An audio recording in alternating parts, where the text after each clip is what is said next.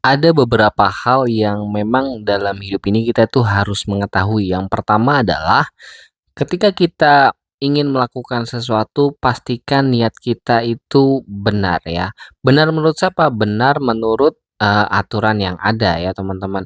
Misalnya nih, teman-teman pengen berusaha atau pengen buka bisnis di sekitar teman-teman nih.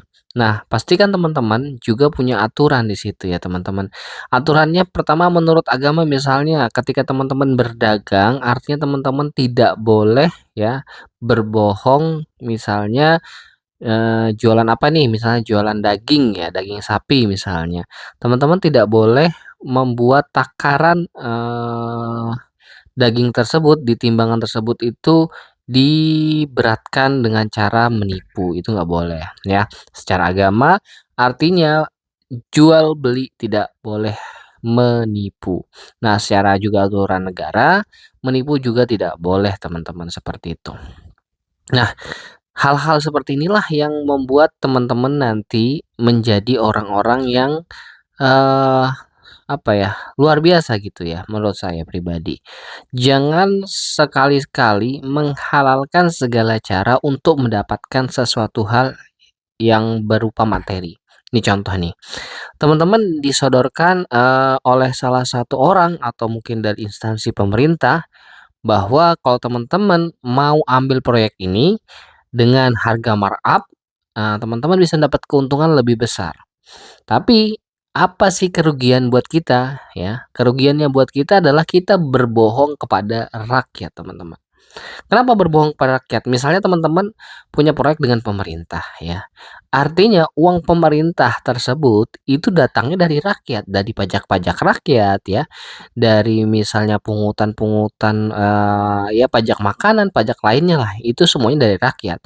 Ketika teman-teman mengambil dengan cara yang bukan hak teman-teman, artinya teman-teman sudah memanipulasi, memakan uang rakyat, seperti itu.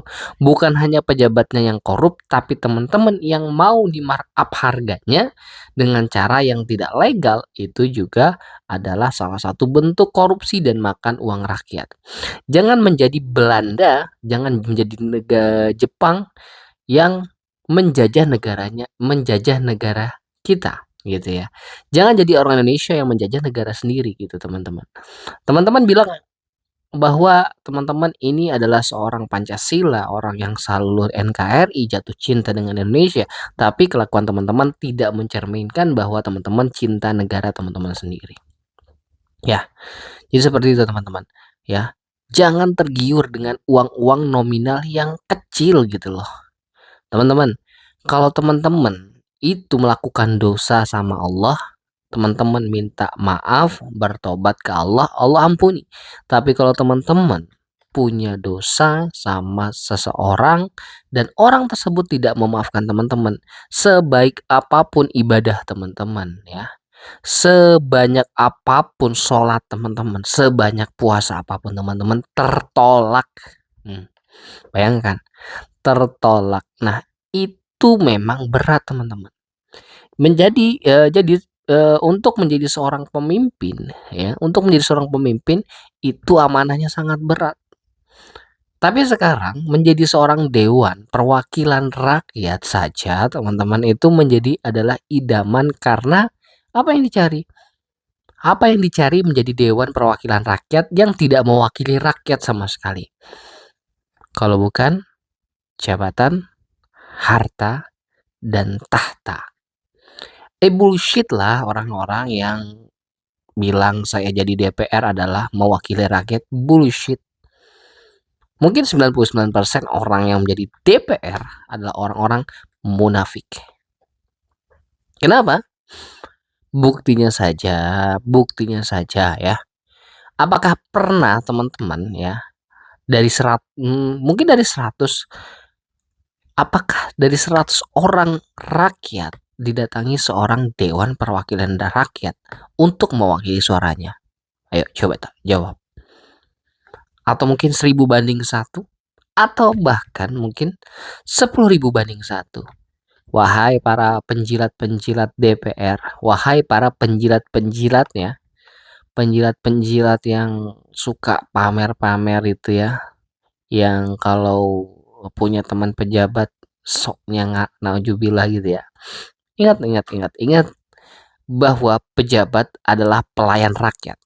Pejabat tidak punya, artinya tidak punya jabatan lebih tinggi daripada rakyat. Rakyatlah yang punya jabatan tertinggi, ya. Rakyatlah yang punya jabatan tertinggi. Jadi jangan songong gitu ya, jangan songong.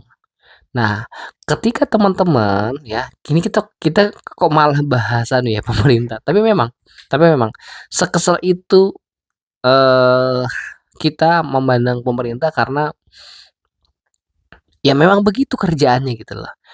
Dan memang sih banyak ya, ada beberapa yang manfaat benar, tapi setidaknya banyak yang buruknya juga gitu loh.